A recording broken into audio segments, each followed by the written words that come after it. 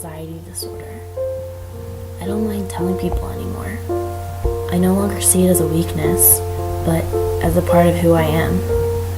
I can trace my first anxiety attack back to first grade, but I never knew what anxiety was until years later. I spent about 10 years of my life thinking I was crazy because of the feelings inside of me. Running became my outlet.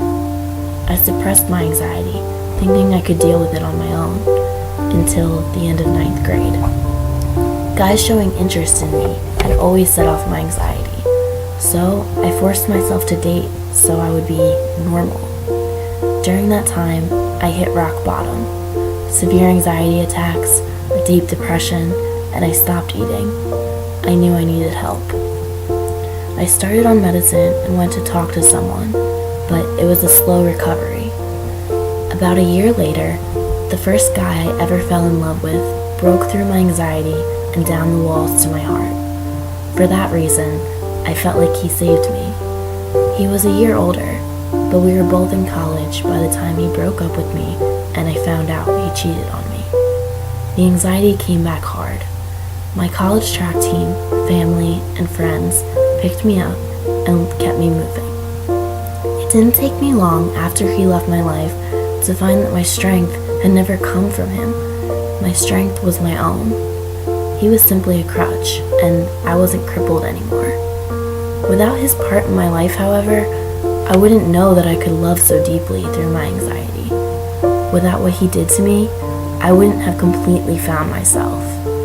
Why am I sharing this? Because for too long, I hated myself for how I felt inside and tried to deal with it on my own. Those suffering from it need to know that anxiety and depression are real. We're not the only ones out there dealing with it, and it's not our fault. There may be a point in your life when everything feels hopeless and lost, but I promise you, you will see a brighter day. It's not that we will no longer have to face obstacles when we get there, but we'll fight it stronger than we were the last time, every time. Now, I try to see the positives in my anxiety. Every time I toe the line, I let the anxiety fill my veins. The gun goes off, and I let it fuel me until I cross the finish line and have killed it off with every step. One of my teammates once told me, it just means we feel things more than other people. So maybe I feel heartbreak and hurt stronger, but I feel happiness and love stronger as well.